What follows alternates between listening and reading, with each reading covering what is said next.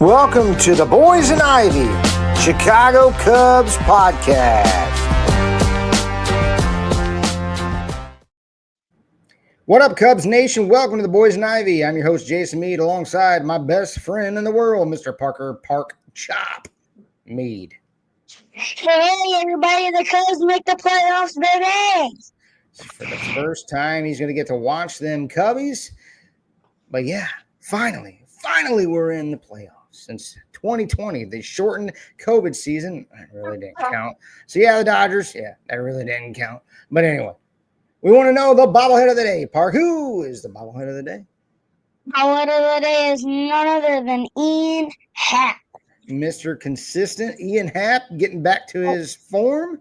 Just tearing a baseball up lately. But yeah, Cubs finally clinch a playoff spot after an 8-4 victory over the Pittsburgh Pirates yesterday in Pittsburgh. Parker, I'm excited that you're going to finally see some playoff baseball because you couldn't remember it the last time that they were in there, right? Nope, couldn't remember. The real one was like 2018. Like you said, the 2020 didn't really count. 2018 first good team. Yeah, it's one of them bubble championships, right? Not like the NBA, the bubble Lakers. But Kyle Tucker news. Kyle Tucker had a calf injury. He's been on the DL. And he headed down to Tampa Bay to get a second look at from his doctors. Now, he didn't use the Cubs training staff or doctors. Parker, are you concerned about Kyle Tucker? And hopefully he's going to play in the first round of the playoffs, right? Yep, we hope he is going to play, and I think he will. I think he'll be tough because he played through those injuries, and when they said something about he might have been injured, he still played through it, so I think he'll be all right. But the calf is one of those injuries that you got to kind of worry about because, I mean, obviously you've seen in the NBA playoffs last year with Tyrese Halliburton, popping his Achilles after that. So maybe there's some concern there, but hopefully he can get in there because we need this guy to play right field. He's been a Gold Glover. We need his bat back in the lineup, and hopefully he can help us out and play in that opening round. Ian Happ, the bobblehead of the day, is Mr. Consistent. He's been on fire lately, Parker. What do you think of Ian Happ's performances here lately? Well, I guess the stats can say it all. I mean, in September, he's batted .321 with 5 home runs and 10 RBIs. Just playing some really good baseball right now, and hopefully keeps it up going into the playoffs. And the thing about it, we were kind of, a lot of people have been hard on him. We've been hard on him a little bit on this show too, but year after year, he's continued to prove that he is Mr. Consistent. He usually hits around 260, 270 every year, 20 to 25 home runs. He's kind of lining up with that right now, and he's the longest tenured Cub on the team, and he bleeds Cubs baseball. And it was really cool to see him yesterday whenever the Cubs did clinch the victory. You've seen the emotions on the field when he did the interview with Taylor McGregor. It's just awesome to see that the Ian Happ, that he's been there that long, and now he's going to finally get a chance to play some playoff baseball, you think? Oh, yeah, it's going to be great for him because I think he was in the minors when they won the World Series, so hopefully we can make it to the World Series and win. I hope so. But anyway, Cade Horton has got to be your NL Rookie of the Year, right? Oh, yeah. I mean, again, the stats show it all. He has a 0.93 ERA. Since the All-Star break, he's 11-4. Definitely, he's our ace. He's our ace. There's been no doubt about it. He attacks his strike zone. He's fun to watch on the mound. He's competitive. And he's given the chance. He gives the Cubs a chance to win every single time he takes the mound. He's been fun to watch over this last, like I said, since the All-Star break, and hopefully continues and carries it into the playoffs. My guy, the man, Nico Hoerner, playing some great baseball. He is my team MVP for the year. I don't know about what you got to think, but for me, my team MVP of the year is Nico. Will he win the batting title, Park? Yeah, I think he will. I think Trey Turner. Well, they're only a 2 batting average difference. I mean, Nico's batting .303 and Trey Turner's batting .305, and I think going in the past, what? We got like 10 more games left. I think Trey Turner's going to go in a little slump. Oh, Parker's frozen again. Nico.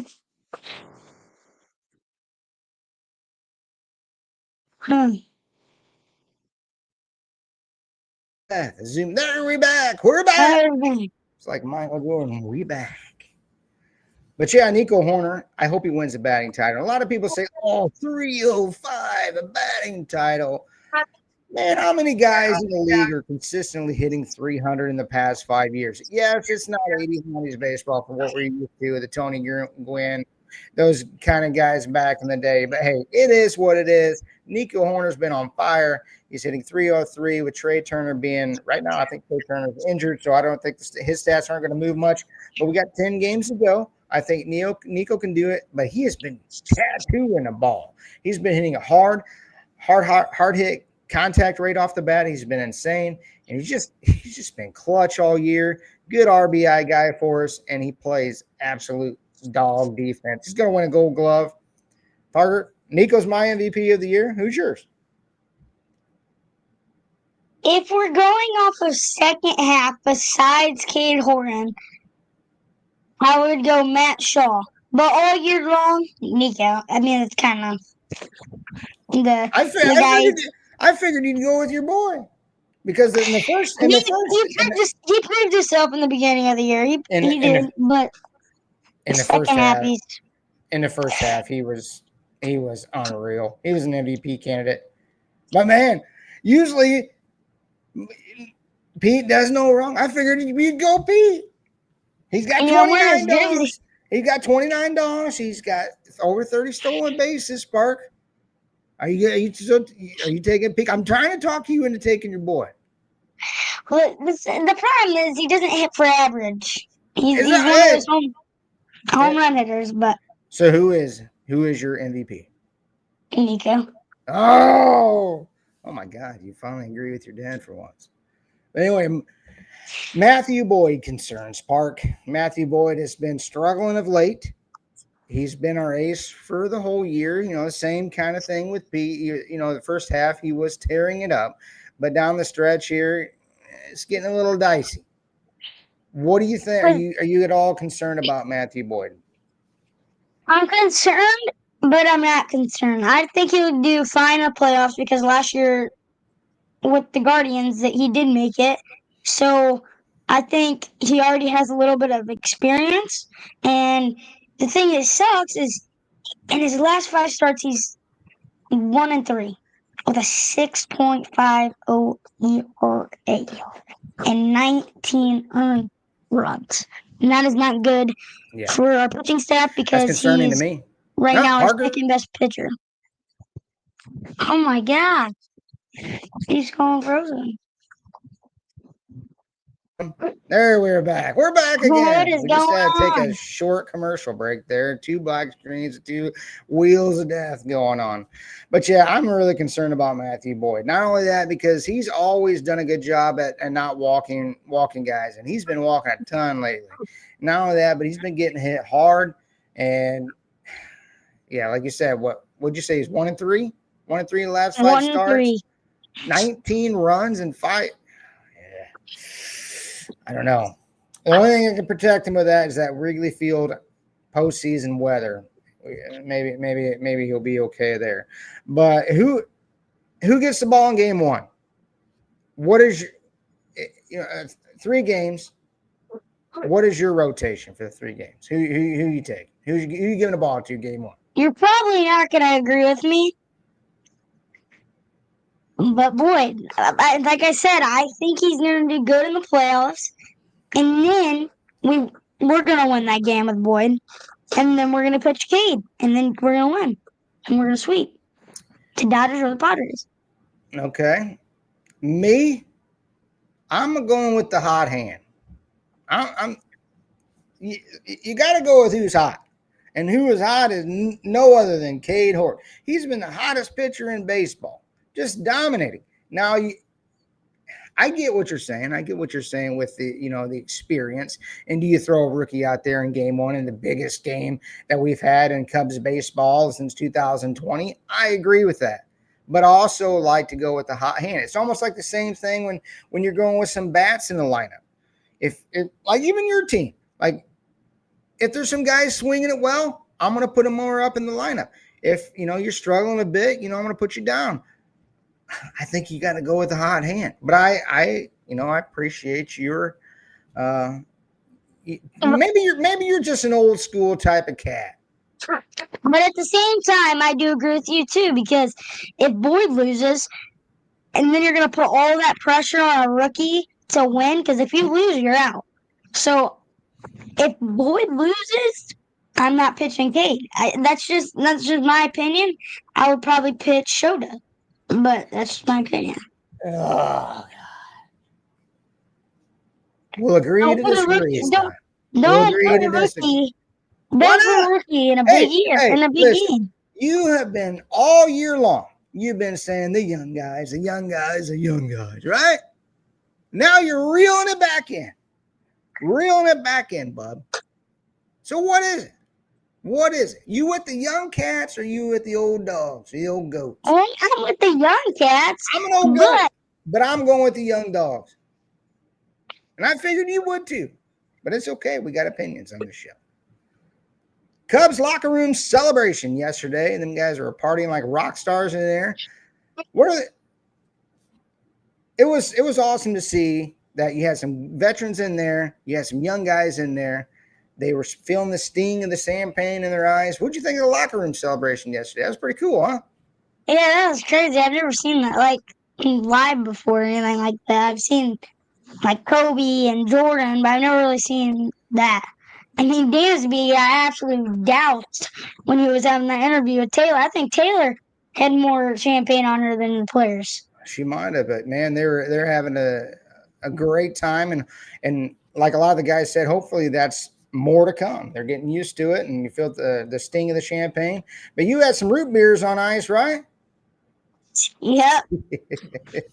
So maybe next time we win a baseball tournament, we'll just start spraying root beer everywhere, right? So who Yep. makes the playoff roster? Part do we, with the concerns of Kyle Tucker, do we keep more outfielders? And the thing I have with me is I've never been a fan of Seiya Suzuki in right field. And we've talked about this before. I've just never been a fan. And if Kyle Tucker isn't patrolling the outfield out there, who's going to be our guy to do that? It's gonna have to be one of the young cats. It's gonna have to be. It's probably gonna have to be.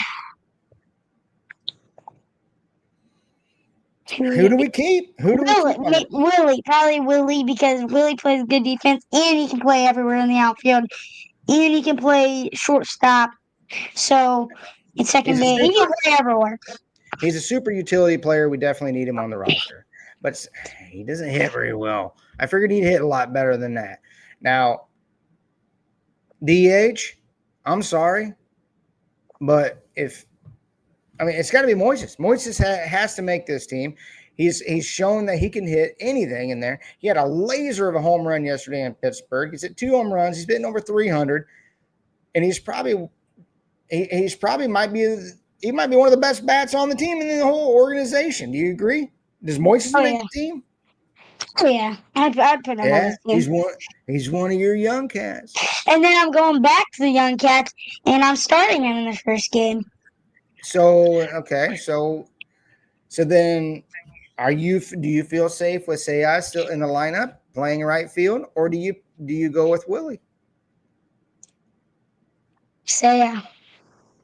All right, I'll take the bats. It'd be awesome if we could put one person in defense and then one person hitting. That'd be great. Yeah, Moist is definitely our DH. He is definitely our DH for the playoff run. So like I said, the youngsters. There's been talk about obviously Moises, Kevin Alcantara too, and Owen Cassidy. I know he had he banged his head into the wall there a couple weeks ago. Does any of those guys make it? Do you think Kevin Alcantara or Owen Cassidy make the playoff roster?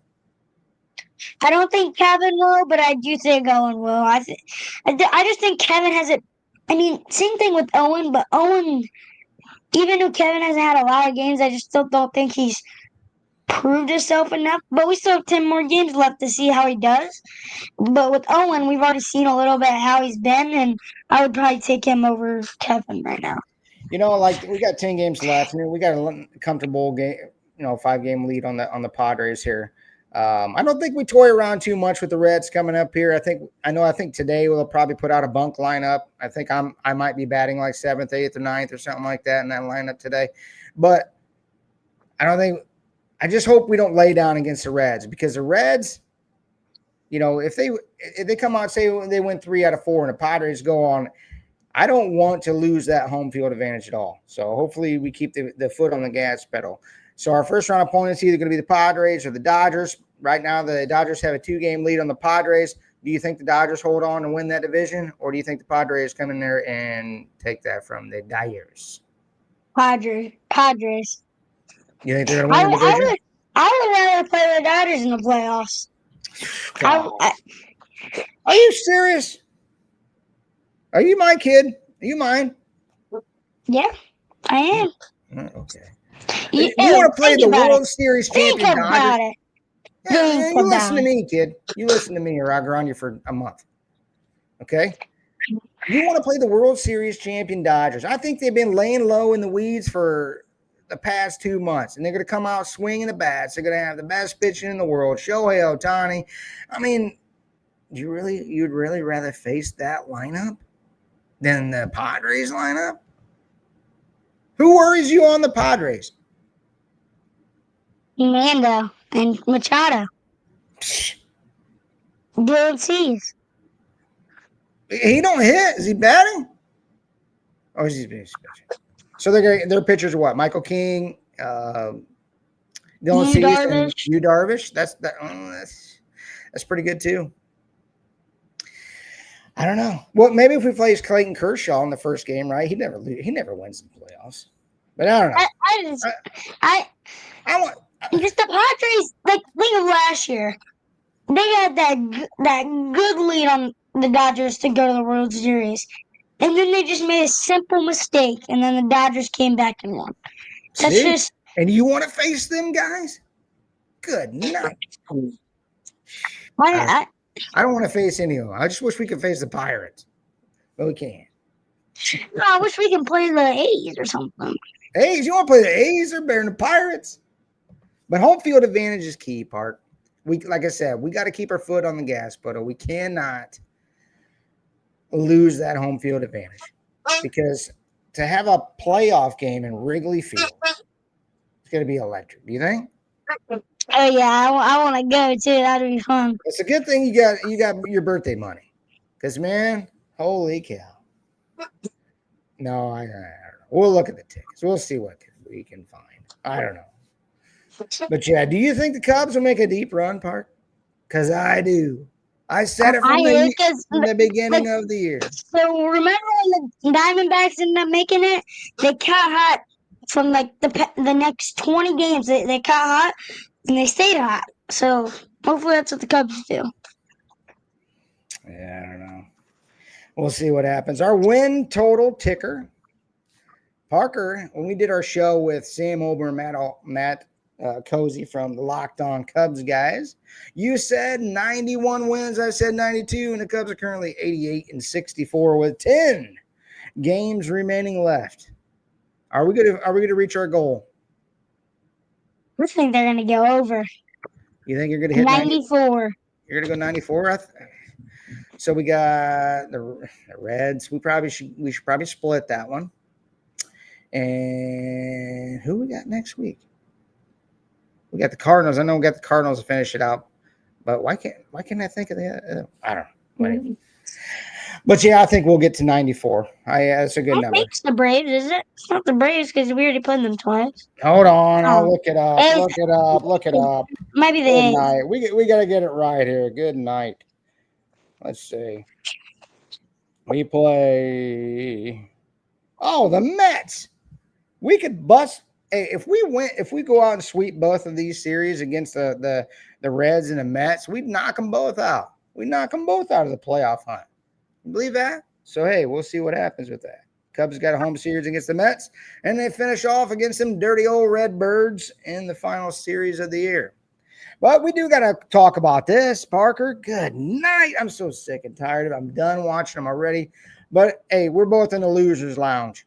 We are in the loser's lounge in the football world. The Bears are 0-2 and the Chiefs are 0-2, Parker. Who is the better 0-2 team? Okay, let's just think. The team that's made it to the 3 straight Super Bowls versus a team that is full of young players, which I love young players, but that's for baseball, not football. And I mean, just think about it. Think about it. Yeah, it's pretty easy to me. We got a better quarterback. I don't know about tight end. Kelsey's kind of getting a little washed, but Oh, he's good. Come on, man. You got to give him his flowers. Oh, the Bears stink. I'm sick and tired of watching the Bears. I used to be a Raiders fan when I was a kid. Bo Jackson, Tecmo, Super Bowl.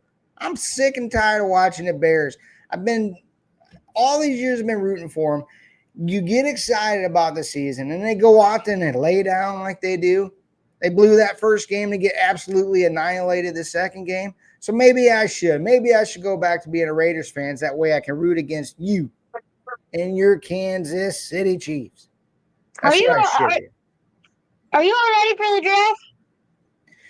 draft? All right. I've had enough. I'm going to end the show on that because you